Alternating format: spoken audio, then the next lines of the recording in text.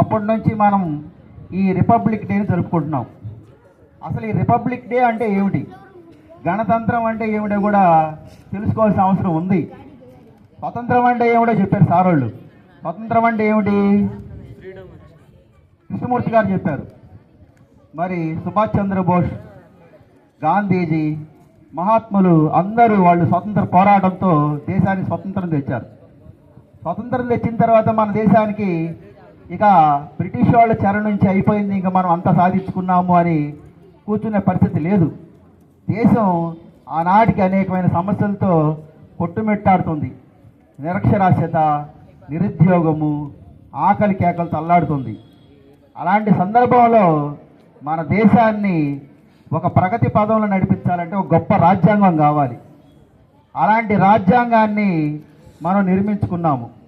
ఈ భారత రాజ్యాంగాన్ని 1947కు పూర్వమే 1935లోనే మనం రాజ్యాంగాన్ని ఏర్పాటు చేసుకున్నాం. ఆ సంగతి తెలియదు ఎవరికి. 1947వ సంవత్సరంలోనే ఈ రాజ్యాంగం ఏర్పాటు చేసుకున్న తర్వాత ఒక కమిటీకి బాబు రాజేంద్ర ప్రసాద్ అధ్యక్షతన రాజ్యాంగ పరిషత్తుని ఏర్పాటు చేసుకున్నాం. రాజ్యాంగ పరిషత్ ఏర్పాటు చేసుకోవడమే కాదు, దానికి డ్రాఫ్టింగ్ కమిటీగా డాక్టర్ బిఆర్ అంబేద్కర్ గారిని మనం నియమించుకొని ప్రపంచంలోనే అతిపెద్ద రాజ్యాంగాన్ని మనం తయారు చేసుకున్నాం. దానికి మనం చాలా గర్వించాలి. ప్రపంచంలో అత్యంత పెద్ద ప్రజాస్వామ్య దేశం మంది. రాజ్యాంగాన్ని ఏర్పాటు చేసుకున్నప్పుడు మన రాజ్యాంగాన్ని మనము సర్వసత్తాక, సామ్యవాద, ప్రజాస్వామ్య, లౌకిక, గణతంత్ర రాజ్యంగా చేసుకున్నాం. అసలు ఏంటి గణతంత్రం అంటే ఏంటి? గణతంత్రం అంటే ఏమిటి అంటే ప్రజాస్వామ్యం అంటే ఏమిటో తెలుసుకోవాలి మనం. ప్రజాస్వామ్యం అంటే ఏమిటి? ప్రజల చేత ఎన్నుకోబట్టం. మనం ఎలక్షన్ జరుపుకుంటాము, ప్రజాప్రతినిధులను ఎన్నుకుంటాము. మరి గణతంత్రం ఏంటి? గణతంత్రం అంటే ఏమిటంటే మనకి ఇస్లాం దేశాలు ఉన్నాయి. ఈజిప్టు, సౌదీ అరేబియా, ఆఫ్రికా దేశంలో అనేటువంటి ఇస్లాం మతం అనుసరించినటువంటి దేశాలు ఉన్నాయి. ఆ దేశంలో వాళ్ళు ఏం ఫాలో అవుతారు తెలుసా మీకు? ఖురాన్ని ఫాలో అవుతారు. బ్రిటిష్ దేశంలో అయితే బ్రిటిష్ యువరాణి ఉంటుంది, అంటే రాజరికం ఉంటుంది. అక్కడేమో మతం ఆధారంగా ఆ దేశంలో అధ్యక్షుడిని ఎన్నుకుంటారు. బ్రిటిష్ దేశంలో రాణిని రాజరికంగా ఎన్నుకుంటారు. ఇలాగా దేశానికి అధిపతి ఎవరు? మన దేశానికి అధిపతి ఎవరు?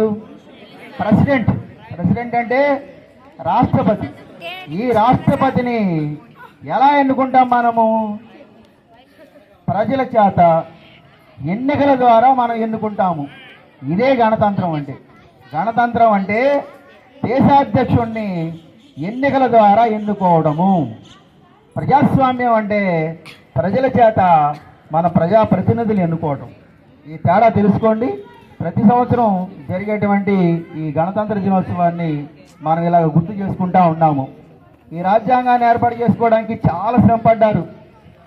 భారతదేశంలో ఆనాడు ఉన్నటువంటి పరిస్థితులకు అనుగుణంగా ప్రపంచ దేశాలు, అనేకమైన దేశాలన్నింటినీ పరిశీలన చేసి Switzerland, Germany, French, America, Ireland, ఈ గణతంత్రం అనేది కూడా మనకి ఐర్లాండ్ అనే దేశాన్ని నుంచి తీసుకున్నారు. మరి దేశాధ్యక్షుడిని ఎన్నిక ద్వారా ఎన్నుకోవడం అనేది గణతంత్రము. మనకి అప్పటి నుంచి కూడా మనకి 1950 సంవత్సరం జనవరి 26న రాజ్యాంగం ఏర్పాటు చేసుకొని దేశం గణతంత్రంగా అవతరించింది. స్వతంత్రం వచ్చిన తర్వాత కూడాను గణతంత్రంగా అవతరించి అప్పటి నుంచి మనం ఈ రాజ్యాంగాన్ని అమలు తెచ్చుకొని నడుపుకుంటున్నాం. కాబట్టి ఈ రాజ్యాంగం ఆషామాషిగా ఏర్పడలేదు. 2 సంవత్సరాల 11 నెలల 18 రోజులు, అంటే దాదాపు 3 సంవత్సరాలు శ్రమపడి రాసినటువంటి రాజ్యాంగం.